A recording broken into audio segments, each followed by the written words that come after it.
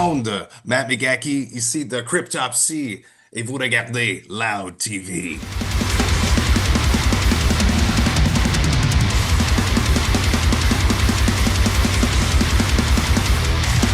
Hi guys, I'm with Matt today. Matt's from the Quebec death metal band Cryptopsy. Welcome, Matt. How are you doing? Thank you for having me. Merci à tout le monde qui regarde. Je suis content d'être ici. Great. On est aussi content de te recevoir. You've just come back from a European tour, right? Maybe Yeah, ça a month fait ago. about a month that we've been home. We've been back home after the infernal bloodshed over Europe tour. Decapitated, Cryptopsy, Warbringer, Carnation. It was cool. It was a very, very good tour. Crazy crowds. We started in the UK. It blew all of our expectations out of the water. We did 9 shows over there. I think I think just about half of them were sold out. C'était impeccable. On a joué à Lille, on a joué à Paris, à côté du Moulin Rouge. C'est bien pour la famille, ça, quand tu prends des photos, tu dis, regarde maman, L'image du Moulin Rouge. je joue à côté du Moulin Rouge, ils pensent on a du succès finalement. Great.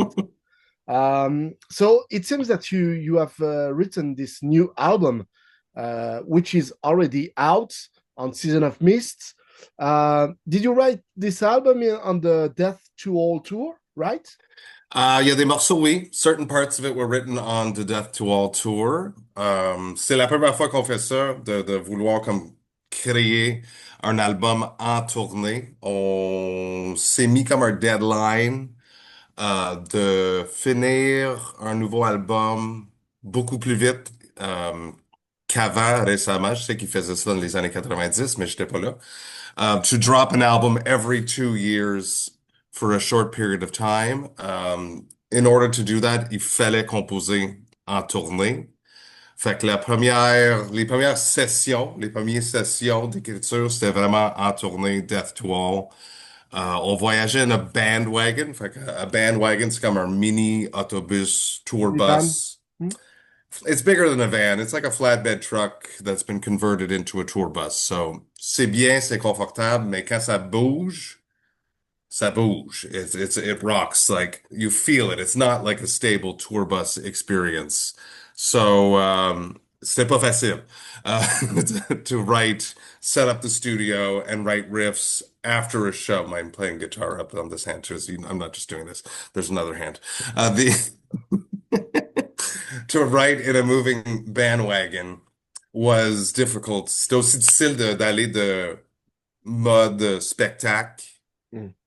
en mode écriture. It's like two mindsets. The vibe is different. T'es fatigué, ça te tente pas, mais on s'est poussé. So a lot of it was written, some riffs on the Death to All tour. The majority of the record was more so written on the Carnifex tour Mm. parce qu'on avait beaucoup plus de journées de congé. So we would get a hotel room on the days off. Il y avait 5 journées de congé sur cette tournée-là. Puis pendant que toutes les autres bandes de la tournée se reposaient, Cryptopsy was in their room writing An Insatiable Violence. Ça nous tentait pas des fois. We had to push ourselves, but we knew it was important, so we did it. The record was wrapped up and finalized shortly after the Carnifex tour, and then Flo tracked his drums, and that's it. Wow. So yeah, which means that we know understand that it's pretty difficult to write, and the majority of metal bands they don't write on tour because it's too difficult. It's uncomfortable, it's strange, but so is the album, and I think that leaked into it. And we had this goal, this aspiration of dropping a record every 2 years because we watched our friends achieve great success by doing so, such as Cattle Decapitation, Aborted, just to name a few. Just this consistent flow of new material every 2 years, feeding the voracious masses of modern music consumption, Yeah. which is streaming, which is very different to the relationship of music in the past where people would have something, they would wait for it, they would get it, they would cherish it, they would go back to it, they would keep digesting it. Nowadays, it's next.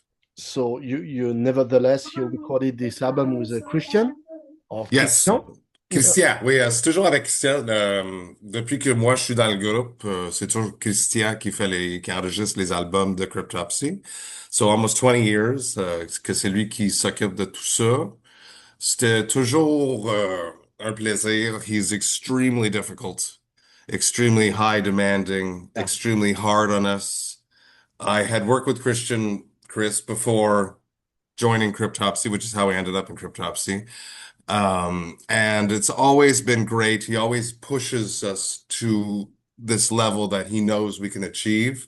But for his own band, he's even harder because Chris is the ultimate hater. He is the internet troll that we see on all the negative comments that come in, anything that, we release a new song and there's the Cryptopsy haters that come in because they're still there, and that's okay. They can be there. We're happy that you guys are still taking the time to listen and tell us how much you don't like this new era and or the production. We appreciate that. Everyone has an opinion, that's okay. But Chris has already thought it because he's the ultimate hater. Yeah. He has this hateful mind, which is good for us because we're never surprised when we read anything. But that also causes him to really push us because he has this extremely high level of standards that he wants us to meet. Yeah. So he did anticipate all this stuff, and of course the riffs are super amazing. It's sometimes very He fast. pushes himself. Yeah, yeah. That's Yeah. another crazy thing that happened from writing in such a short, condensed period of time is that when he came back from the Carnifex tour and he started listening to all the stuff that we had written on the tours, he was like, oh, that riff is in that song too. Or like very similar riffs. So we had to go back and change stuff and mess around with it. And he gets inspired from riffs. He's a musical genius, in my opinion. He's Yeah. very, very avant-garde, forward, perfect pitch, one of those guys. Studied music, but even just it's so in him. He'll be sitting there and the AC will be making some weird rhythm and he'll write a riff from that. One of the riffs on the Nimbus Adoration is inspired from the sounds that a life support machine was making because his father passed away, was in hospice right before we left on Death to All, and Chris was visiting his father who was dying, and there was a life support machine that was making a rhythmical sound, and he Yeah. wrote riffs based around that. He has riffs that come to him in dreams. He has riffs that come to him from emptying a dishwasher and having two different sized wine glasses tapped together, creating two different pitches. And he records all this on his phone. And this is where the riffs come from. So when we sit down to start writing a new record, he already has like probably 30 to 50 weird ideas in his phone, and he goes from there and he listens to them and then he puts them on the guitar into the computer. Yeah. Okay. Thanks for all these details and flow on the drums. He crushed it. Yeah, yeah. He You was have in great shape. no It was rest. amazing. No. No, but it was good. No, it's good because we finished Carnifex. And when you're an older band, and I spoke to this about with Scott from Carnifex, and they have the same mentality as us, is when you're in a young band, and if you're in a young band, you have to do this, everyone that's watching, listening. You have to practice multiple times a week when you're a young band. You got to practice at least 3 times a week. That's what Cryptopsy used to do. It's your mother's birthday, you don't go, you go to band practice. Your girlfriend, there's other days of the week. You can take them out, but when it's band practice, you go to band practice. As you get older, we don't practice anymore, which is a flaw, but it's what happens. And what we do is we rehearse before tours and we get back into shape, which sucks and we shouldn't do it, but it's the way most larger bands operate. So Carnifex operates that way. We operate that way. So Flo didn't have to get back in shape for this recording session because it was right after Carnifex. So coming right off of a tour, he was still in top playing shape, and that really benefited the record. And he comes to the studio with vague ideas, concepts as to what he's going to do on each song, but nothing is mapped out. Nothing is organized. There's a lot of feel and happy accidents that happen Mm-hmm. in the studio with Christian. So they go and they grab and they're like, oh, that works. Okay, do this, try it. There's like a vague understanding of this is going to be a blast section. This is going to be a two-pack section. This is going to be a more slow section. But what he's actually going to perform and play happens in the studio. And then when we start rehearsing for playing those songs live, like we had to do with Until There's Nothing Left, he has to go back and relearn everything that he's done in the studio, which is crazy, but it's just the way we operate. So did you try the new tracks on this European We tour? did. We don't know. We played Until There's Nothing Left. It was exciting and scary. The first show was Incineration Fest in London. C'était un méga gros spectacle avec plein de monde. Puis c'était vraiment la première fois qu'on jouait tout ensemble sur la scène, this song together. We never practiced it together. It was special and amazing. Et la foule connaissait déjà les paroles, certaines personnes, and the movements in the pit, in the big crunch section after the solo. I think it's after the solo or before the solo. Mhm. Before the solo, got the pit moving. It was exciting. Puis toute la tournée, c'est un highlight of the set list pour la foule et pour nous, obviously. Great. How did you write the lyrics for new album? I've heard it's about you had a dream, right? In I had a crazy. I don't dream that much, but I had this dream in August of 2023 about a person that wakes up every day and fixes a machine. And as they're fixing the machine, they're like sweating, it's hot, it's summertime, and they're just suffering. And then at night they strap themselves into this machine and the machine tortures them and they love it. And while the machine is torturing them, they're analyzing the machine as to how they could make it even better, make this painful experience more pleasurable for them. They want to take themselves right to the brink of death but not kill themselves. So the next morning they wake up and then they implement all these changes on the machine and they tinker with it and they work with it. And then at night they strap themselves in again and the cycle continues, an insatiable violence. So this basically is a metaphor for humans' relationships with social media. So we are the humans are the person, the machine is social media, and this dance, this exchange that happens between the person and the machine is how we interact with social media. So as an example, we write and create a fallacy that we present to the world as to our social media persona, let's call it that. And then you make a post with this idyllic version of yourself that you've presented to the world. And then as you put your post or your content out there onto social media, you sit back and you analyze it and you look to see, has it made an impact? Are people reacting to it the way that we expected them to?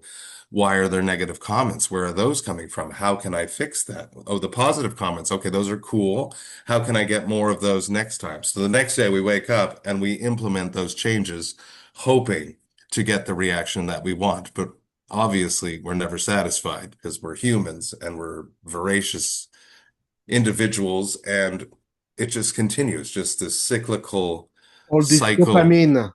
Yes, Always. exactly. Always. And it's like I would be remiss not to say that I'm extremely addicted to social media. And it's been two records that I'm writing about the internet and social media because I dislike my relationship with social media. And I don't want to be a hypocrite and be like, pictures come out of me backstage scrolling on my phone. Look at this hypocrite saying that we should all re-examine our relationship with social media, but I'm not there yet. I'm still fighting this it's almost a pointless fight because they have us so intertwined Mhm. within the dopamine, within the connectivity, the FOMO, just nonstop. So I wrote most of the lyrics between Death to All and the Carnifex tour. And I showed up on the Carnifex tour with all of my lyrics written. I wrote most of my lyrics in parks with my kids because my kids play at the park, and I brought my laptop and I just sat there and just had these concepts that I explored about humans being broken down and degraded due to things that have happened with social media, such as, catfishing, um, risk takers, people that do like insane stunts just to get attention, body dysmorphia, FOMO is a huge thing. It's something that I feel the weirdest thing. Like if I am on social media and I'm scrolling and I see one of my good friends in a band announce that they're on a massive tour, my first reaction on the phone, social media, is jealousy, anger. Why not me? If I go out and drink a beer with that same person and they tell me over a table and I'm looking into their eyes that they got this tour, my first reaction is pride and happiness. And that's weird. So FOMO, why not me? Um, I should have been there. The guilt of not doing everything. I I wrote a whole song about that. And my coworker at work got a divorce and he started doing online dating, which is something that I've never done because I've been with my wife for forever, over 20 years. So I got inspired by his day-to-day turmoils of online dating, and I wrote a song about that, and that's Our Great Deception. And then Malicious Needs is really just a song about my dream expanded a little bit. So most of the lyrics were written outside at a park table before the music was even finished. I just wrote concepts and lyrics and free thought patterns, not so much patterns, but like lyrical passages.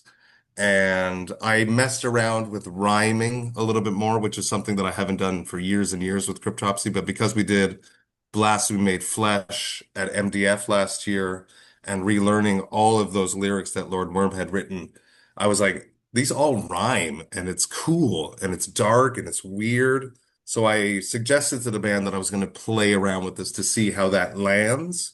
And I actually enjoyed the experience, so I might keep doing that. If this album could be a movie, Mm. could be a sci-fi or it just reality now, you know? I think it'd be like a dark dystopian Black Mirror episode. I feel like if you've seen the Gornos, who's French and amazing, Gornos, that he blew my mind. He blew all our mind. I could see that being expanded into the video for Malicious Needs is what I'm talking for about everyone. I basically just sent him my lyrics and the album concept, and I said, "Have fun." And he sent back this whole new, far more dystopian future technical inspired version of my dream with a little bit more sexuality, bizarre sexuality added into it. I think that could be expanded into a far longer short, and I think that would be interesting to see it one day if anyone wants to do that. Gornas, you should do it. I think it's cool. Okay, I will call him after. No, um, I know that you do you still work in the with kids or I do. I work in an early childhood center, so it's like a daycare. I work with children from 6 months until 5 years of age. My sweet spot, what I really like to work with, because everyone has their preferences when you work in childcare, because there's such drastic changes from one age to the next. I prefer and enjoy day to day working more with 3 5-year-olds. 3 4-year-olds is the sweet spot because they're still like, ils sont encore émerveillés partout, and they don't have that like I'm getting too old to be in the daycare mindset anymore. So a little bit more of attitude comes in, but it's still, that's fine too. They're 5, right? So yes, I still work in childcare. I do, however, work much less because I'm on tour all the time. yeah. So I no longer have my own group of children, which I had for many, many years when the band was a little bit more, not inactive, but we weren't as active as we are now. So once Asgamar Burns ramped up, I had to announce to them that I was no longer going to take a group. and I would just be on call, be a replacement. So I show up on Fridays. I work on Fridays, and I work all over the place. And I work with babies, and I work. I just, when you work one day a week, you can't complain where they put you. So No. I work with babies, and there hasn't been that moment. I'm still waiting for that moment because I've been doing this for as long as I've been in cryptopsy. I graduated from my early childhood education program and joined cryptopsy the same year. I'm waiting for that day that a parent shows up with their baby and they're like, "Oh, you're Matt from cryptopsy." It hasn't happened yet, but eventually it will. Like some of the parents, like over the course, they know what happened. Like when we won the Juno, which is a Canadian Grammy basically last year, my boss like sent out Matt, who's you guys see sometimes, but he's not here very often because he tours. He won a Juno. So the parents were like, they understand more that I'm not just some weird guy that's playing death metal and taking care of their kids during the day. But you know there are several singers, which is amazing, and that of course, Bjorn from Soilwork, he used also to do Really? that. Oh, I Yeah, did not know that. I know that here in Quebec, the singer of Barf, Mark, who is funnily my neighbor, he used to work in childcare, but he hasn't done it for many, many years. But that's interesting. I'm gonna have to yeah, talk to Bjorn and about that one day. also Tommy from Amorphis. So Really? yeah, I think it's yeah, there's maybe something, the contrast between being a death It's metal singer and Yeah, I often get asked that, like, what are the similarities? What are the differences? And the main aspect as to doing childcare or being a front man is crowd control. So in the daycare, I want them to be zen and, entertained, but not out of control. Whereas on stage, I want the opposite. except when you played in Saudi Arabia. Saudi Arabia, yes, in I, Riyadh, yes. I listened to this interview where you said you played there and you couldn't. They Uh, told me not to do my typical spiel. They had given us like a list of things that we couldn't do. They were wonderful. It but was a very, very cool. They still moshed, but I couldn't. I'm not sure that they would have like. I think they were just being protective because there's no more religious police. There was religious rule in Mhm. Saudi Arabia for many, many, many, many years, and it's been 5 years that what I've been told. For 5 years now, that is no longer the case. I imagine there's still some shady stuff that happens over there, but I was told not to do stuff. I followed by the rules, and but it was okay. It was they still moshed, they were still cool. I couldn't swear. I had to change my little speeches, which is it was the first day of the tour, so I wasn't too like robotically Yeah. in, in the zone of running a show yet. Where are the what are the new countries for metal? Because I live near Paris. I Okay. see all the Yeah, bands it's like that are Montreal. Yeah. playing. Yeah. What are the next? I know that some French bands they played several times in China, which is maybe Mm. the new goal. We will announce shortly a few shows over there. It's in the works right now. I've heard that it's very, very good. The person that's bringing us over there, I trust him 100%. He keeps trying to get us to go to places that I don't want to go right now, so we keep saying no, and I don't want to talk about it because it's politically charged. Okay, He's like, but shows are happening there now. If people, you can read between the lines, and I'm like, we're not going there because A, it's we're afraid, and B, it's too politically charged right now, and we are not a political band, so let's just cancel that one. okay. Um, I want to go to South Africa. I feel like there's something interesting there. I know Volvodini are from there. I'd love to go and do something with them down there. Um, it's not new or anything, but I've never played in Finland, and I want to go play in Finland. Really? Cryptopsy have played there, but with Lord Worm. Okay, Maybe with yeah, Mike too, but not with me. And I would love to go do that. On this recent tour, what blew our minds was Aarhus in Denmark. yeah. 50% of the crowd were 16 years old. Or maybe I'm exaggerating, but Yeah, let's say 30% of the crowd. But it was really still like young a people. shockingly large amount of young metal fans, and that is exciting. Great. And yeah, to finish this interview, you got several references also to the old Cryptopsy history, like Mike. Uh, Yeah. I think he played on he sang on a song, and Yep. also there is the artwork by Martin Lacroix. Martin. Yeah. Yeah. The So the the mic thing was a joke. Um, when me and Chris track stuff together, I show up with lyrics and Chris constructs the patterns that fit the music, and then I'm a vocal puppet and perform them. mhm. That's what we do. So we got to the end of Embrace Deniality, that song, and Chris was just jokingly whisper tracking the patterns for me, and he goes, and then it passes. Mhm. And then he was like, you know, it'd be funny. Wouldn't that be like such an Easter egg if we were to like track that, but with like different words? So I did. I tracked those lyrics, let's keep all drowning over that section. And then later that night, we were sitting together and we were like, wouldn't it be funny to have Mike DeSalvo cover himself? Mhm. Easter eggs. We like Easter eggs. There's a lot of like little interesting things like Tom fills or ideas that get put into the new Cryptopsy as a wink, as a clin d'œil to the past that has happened before. So that was super. We wrote Mike. Mike is the best. Whenever we're in his area, he comes out. We hang out. We always have a great night. He's amazing. Such a cool individual. So cool.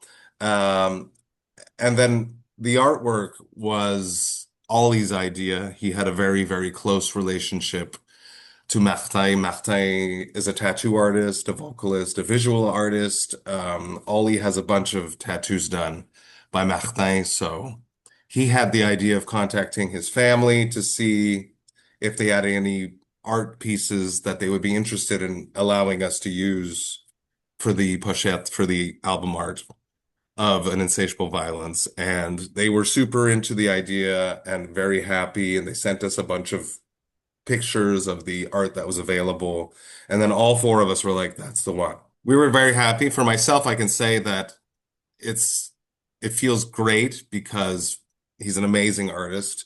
He performed on None So Live and he was a great vocalist, but he never got his chance to put his artistic mark Mhm. on a Cryptopsy release because he was singing other people's words on None So Live, performing other people's patterns. It wasn't his artistic mark. He did it in his way. So having him have the artwork for An Insatiable Violence is our way of allowing him have his artistic mark on a Cryptopsy release. And that really makes us feel good. And now I think you will embark in a new tour in the USA with Nile, right? Yes, we're very excited. It's coming up September 11th, I think it starts. It runs for a month. It's Nile, Cryptopsy, Last 10 Seconds of Life, and Cognitive.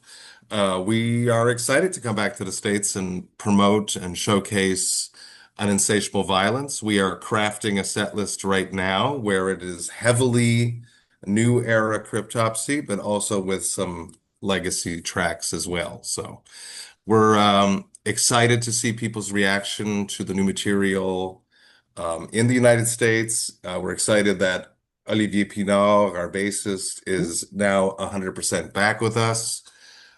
We can just focus on the future of Cryptopsy and not have to think about finding replacement bassists anymore and showcasing the longest standing lineup of Cryptopsy to the public. And, with Nile, they're amazing. It's gonna be great. Fantastic. And is it the case, at least in Europe, it's more expensive to be in a night liner? Is it? It's brutally expensive everywhere, but we are making do, and we're extremely grateful that the fans are supportive at the merch booths. It allows us to continue doing this.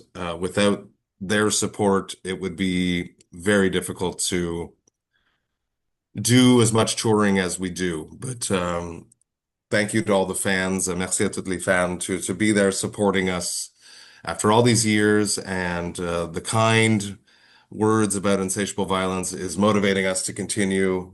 the negative ones too, but in a different way. Thank you very much.